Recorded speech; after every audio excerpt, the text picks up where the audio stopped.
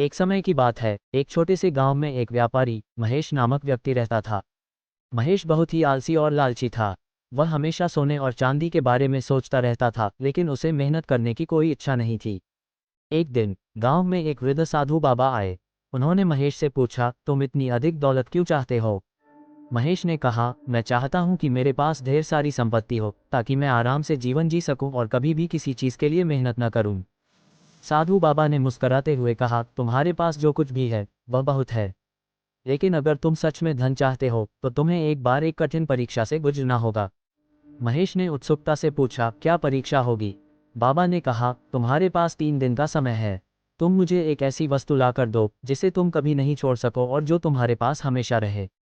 महेश को यह चुनौती अजीब लगी, लेकिन उसने सोचा कि यह साधु बाबा शायद कुछ खास जानकार हैं। उसने 3 दिन का समय लिया और पूरी कोशिश करने की ठानी। पहले दिन वह अपने घर और व्यापार की सभी चीज़ों को देखकर बाहर गया, लेकिन किसी भी वस्तु को वह खुद से अलग करने के लिए तैयार नहीं था। अगले दिन उसने गांव के आसपास के सभी व्यापारी से महंगे सोने और चांदी के सिक्के, गहनों के बारे में पूछा, लेकिन फिर भी वह किसी वस्तु को अपने पास रखने का निर्णय नहीं ले पाया। तीसरे दिन महेश अपने थकान से चूर बाबा के पास पहुंचा और कहा, बाबा, मुझे ऐसा कोई खजाना नहीं मिला जिसे मैं हमेशा के लिए अपने पास रख सकूं। साधु बाबा हंसी में बोले, तुमने सच में उस खजाने को ढूंढ लिया है महेश।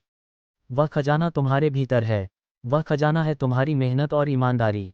तुमने अपने लिए किसी भी वस्तु को मूल्यवान नहीं समझा, लेकिन ये सही समझने की भावना ही असली संपत्ति है। जब तक तुम अपने काम में ईमानदार और परिश्रमी नहीं बनोगे, तब तक कोई भी धन तुम्हारे पास नहीं ठहरेगा। महेश ने बाबा की बातों को गंभीरता से सुना और अपने जीवन को बदलने का निर्णय लिया।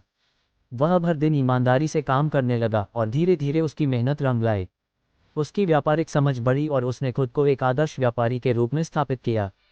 महेश ने समझा कि सच्चा धन न तो चांदी और सोने में है, न ही किसी भौतिक वस्तु में, बल्कि वह सच्चा धन है जो मेहनत, ईमानदारी और समर्पण में समाहित है।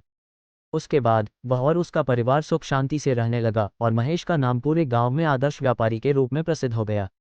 इस कहानी से यह सीखने को मिलता है कि धन केवल भौतिक चीजों में नहीं, बल्कि हमारे आंतरिक गुणों, ईमानदारी और कार्य के प्रति समर्पण में निहित है।